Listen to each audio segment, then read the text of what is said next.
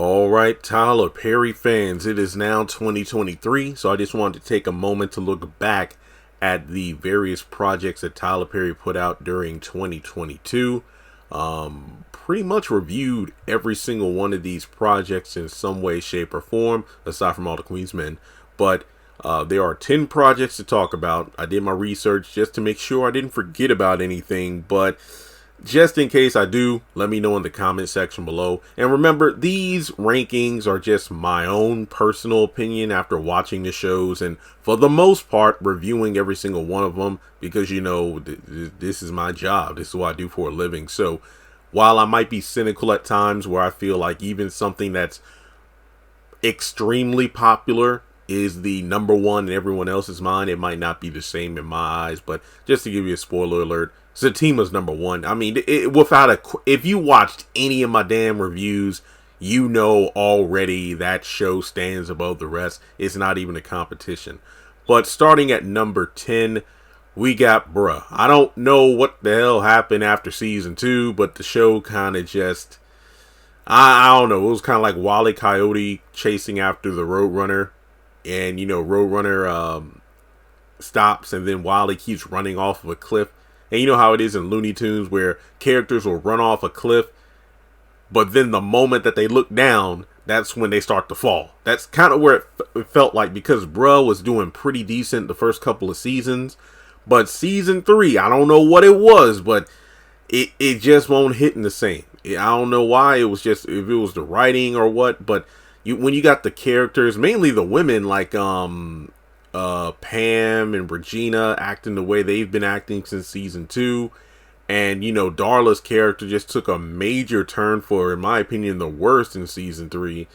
Not to mention on top of that, you know, Mike MIA, but you know, I think that's because the actor was working on other projects. But yeah, it just seems like for a show named Bruh, it feels like the women were having kind of a negative impact on the show more so than the men themselves, because it just felt like, obviously, a show that's male focused means that most of the problems they have will be women driven. But yeah, some of the characters just got to the point where they're darn right unlikable. But we do have a new writer coming aboard in season 4, so I might be more intrigued in what that season is going to bring to the table. So, you know, Bruh, it is sad because Bruh used to be at least in like my top 5 for the past couple of years, but last year just won't it. Number 9, A Madea Homecoming. Now, congratulations to Tyler Perry for this movie doing extremely well on the platform in terms of streaming numbers. But when I look at the film as a project, I'm not that impressed because of the fact that it was literally a one and done. I remember when I did like a, what did I do? I did a ranking video. It was either like a Tyler Perry movie ranking or a Madea movie ranking. I think it was a Madea movie ranking. And Homecoming only just fell right in the middle. It didn't really fall towards the bottom of the heap, and it really didn't even rise to the top, to like the top 3. It was a one and done for me. The best part, in my opinion, was the opening scene where Brown set himself on fire. After that, it just kind of felt meh.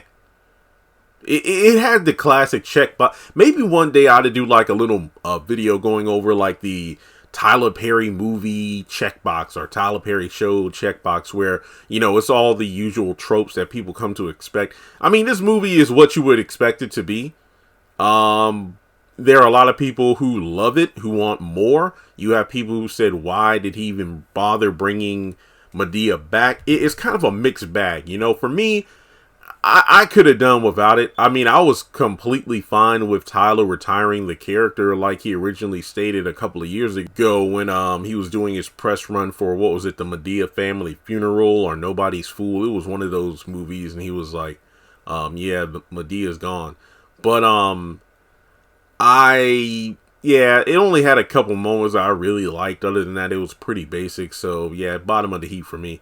Number 8, House of Pain, just because I don't know why. Season 11 started off pretty good, but then the back half, it just sucked. I mean, remember, there was over a month or at least 4 to 5 episodes where I was giving episode scores of like a 1, a 3, maybe even one episode got a 0 if I remember correctly. The writing just tanked.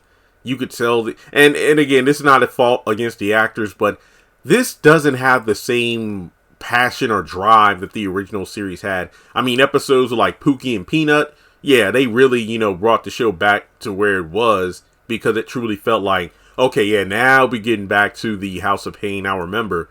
But other than that, it just felt like, no. You just ain't doing it for me. And that's the sad part, because it has different writers, but they're just, I don't know what they're doing over there. Number 7, Assisted Living. Consistency. If there was just one word I could use to describe it, consistency. I mean, I think it's consistent. It's just like, that comfort item you go to when you go to a fast food joint. Like, you don't want to try anything new, but when you order the number 5, it's going to taste like a number 5. That's pretty much it. It's not the best thing on the menu, but it's something that you're comfortable with. It's like feel good viewing. I know a lot of people have legitimate gripes. Why doesn't it have another set piece? It feels too much like a play. It's always going to be compared to Meet the Browns, but for me, it's always going to have the award medal for best effort, because of the fact that most improved, because I remember what season 1 was, and as soon as the new writers took over for seasons 2 and 3, that's when the show got better. So yeah, don't really review it as much due to low views, but it is, not at the bottom, but it's at number 7. Number 6, Jazzman's Blues. Thought it was pretty solid. I have a lot of problems with the plot, but you saw my video. What was it? The Ending Explained. That video did incredibly well. All things considered, I thought that video wouldn't do much, but last I checked, which was a while ago, that video had like 50,000 something views, but actually 57,000, but still, that's a lot. I mean, seriously, I thought that would be it, but yeah, I thought it was pretty good, mainly because it was like Tyler's passion project, which he's held on to for some years now. It definitely felt more of a cinematic quality than most of his other movies. Overall, it felt like he took his time with it in terms of putting the film together. I don't want to get into the whole plot, because like I said, I did videos on it, and a lot of people feel the same way. The way that Bayou went back at the end, was really dumb. He should have just stayed where he was, left well enough alone, but, that's Tyler Perry writing for you. But overall, soundtrack pretty good. Loved it. I mean, heck, to this day, I'm still listening to like Paper Airplanes and a couple other songs on Spotify. So yeah, it really did stand out. It really showed that when Tyler, takes his time and, puts his all into a project, it does show. While not perfect, it was still a step up from what we're used to in terms of Tyler Perry projects. And I mean, I don't really follow much of the like award season of like Academy Awards, Oscars, this kind of thing, but this was the first Tyler Perry project that got more praise than ridicule, which is an improvement in my opinion. Number 5, All the Queen's Men. I wasn't going to put this in the category of a Tyler Perry project, but apparently, I was shocked when it turned out for season 2. He wrote and produced everything. This wasn't a Christian Keys thing where he did most of the, legwork, and Tyler kind of, maybe did 1 or 2 episodes. No, Tyler Perry wrote and produced it all. So yeah, that's why it's kind of in the middle of the tier where, it's kind of split. Some fans think season 2 fell off because Tyler took a hold of it. Some people think that season 2 is bigger and better than ever. I'm kind of in the middle. I just haven't recorded videos because I'm lazy. No, I'm not. I'm split because my season 1 videos didn't do too well at all. Maybe, I don't know. Just Number 4, Sistas. Yeah, it sucks, but yeah, Sistas has just it just ain't been doing justice lately. It just has not. Honestly, if I were, if I just focused on the shows and the ones that I actually review, Sistas would have been close to like the very bottom. If I would have taken off the movies, taken off Assisted Living and All the Queen's Men, Sistas would have been very, very close to the bottom. It's a fall from grace, no pun intended, to the Netflix movie, but Sistas has just not been sistering very well as of late. I don't know where the writing is going. I don't even feel like the same level of effort is put in anymore. Zatima has been at her worst this season. All the other characters are on the same ruts or merry-go-rounds. And the biggest sin of Sistas is we have characters who go through so much, but yet we don't really see how it impacts them at all. Like, we'll see a character deal with something in the moment, but then after that, it's pretty much all but forgotten.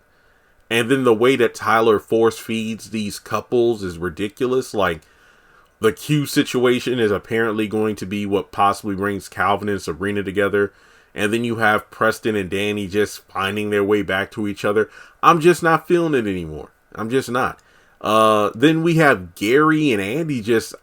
Some people speculate she could be playing him, but that might be giving Andy too much credit. I just don't even know. It just feels like some of the first couple of seasons mean nothing because some of the characters are acting like it never happened. So season 6 better do something. I don't know. I know we're about to start the back half of season 5, but season 6, it needs to do better. Number 3, believe it or not, is The Oval. Look, season 3 was shit. It was trash. It was horrible. But season 4, not perfect. Well, I'm not even going to say anything I haven't even said, before.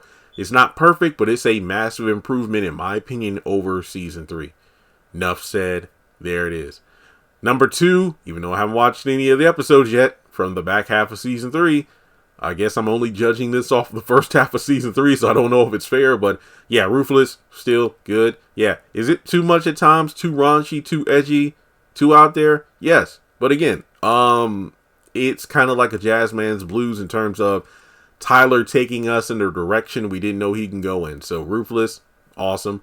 And number 1, I don't need to say it because I already said it earlier in the video. Zatima is what we waited for. It's great. It's amazing. Can't wait for season 2. This was the project to basically put Tyler Perry fans in the, just the forefront of this is what happens when you give fans what they want. It might not be how they want it in terms of no problems between these two, but Zatima, not even a question. I don't need to say anymore.